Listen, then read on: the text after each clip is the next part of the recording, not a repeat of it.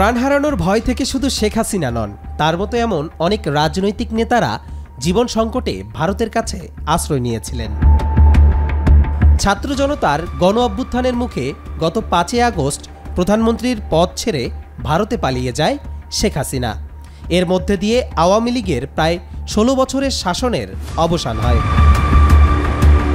এবার প্রথম নয়, এর আগে শেখ হাসিনা 1975-এ তার পিতা শেখ মুজিবুর রহমানের হত্যাকাণ্ডের পর ব্যক্তিগত জীবন যখন চরম সংকটে, তখন ভারতের তৎকালীন প্রধানমন্ত্রী ইন্দিরা গান্ধীর কাছে রাজনৈতিক আশ্রয় পেয়েছিলেন।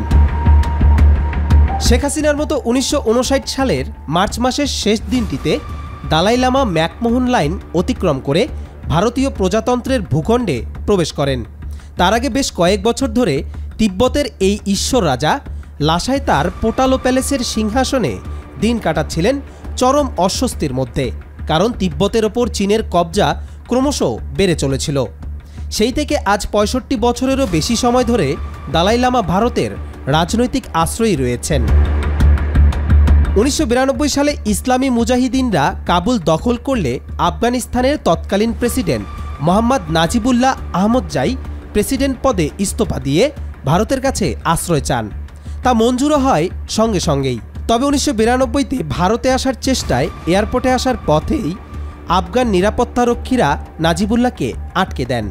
তার আর দিল্লির বিমানে চাপা সম্ভব হয়নি। নিজের জীবন বাঁচাতে নাজিবুল্লাহ এরপর গিয়ে আশ্রয় নেন কাবুলে জাতিসংঘের কার্যালয়ে।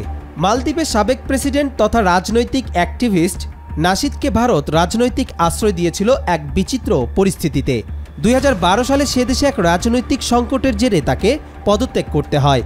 অপসারিত প্রেসিডেন্ট নাশিদের বিরুদ্ধে 2013-র 13 ফেব্রুয়ারি সে দেশের আদালত একটি মামলায় গ্রেপ্তারি পরোয়ানা জারি করে। সেই ওয়ারেন্টের ভিত্তিতে পুলিশ তাকে গ্রেপ্তার করার আগেই মিস্টার নাশিদ শটান চলে যান রাজধানী মালের ভারতীয় হাইকমিশন ভবনে।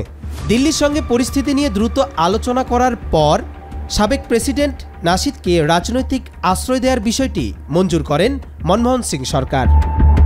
1950 সালের নভেম্বরে নেপালের তখনকার মহারাজা ত্রিভুবন বীর বিক্রম শাহ, তার ছেলে মহেন্দ্র ও সবচেয়ে বড় নাতি বীরেন্দ্র ও পরিবারের অন্য সদস্যদের নিয়ে কাঠমান্ডুর ভারতীয় দূতাবাসে আশ্রয় নেন।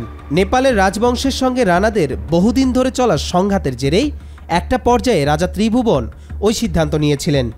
1950 সালের 10 নভেম্বর নেপালের কাঠমান্ডুতে গৌচর বিমানবন্দরে 2টি ভারতীয় এয়ারক্রাফট এসে নামে, যাতে করে ত্রিভুবন শাহ ও পরিবারের অন্যান্যরা দিল্লিতে রওনা হয়ে যান। ঘটনাচক্রে ওই এয়ারপোর্টের এখন নামকরণ করা হয়েছে রাজা ত্রিভুবন শাহর নামেই। দিল্লিতে ভারতের প্রধানমন্ত্রী জওহরলাল নেহেরু ও অন্য সরকারি কর্মকর্তারা তাদের স্বাগত জানান। রাজা ত্রিভুবন শাহ ও পরিবারের বাকি সবাইকে ভারত রাজনৈতিক আশ্রয় দেয়। কবির চৌধুরী জয়, মাই টিভি, ঢাকা।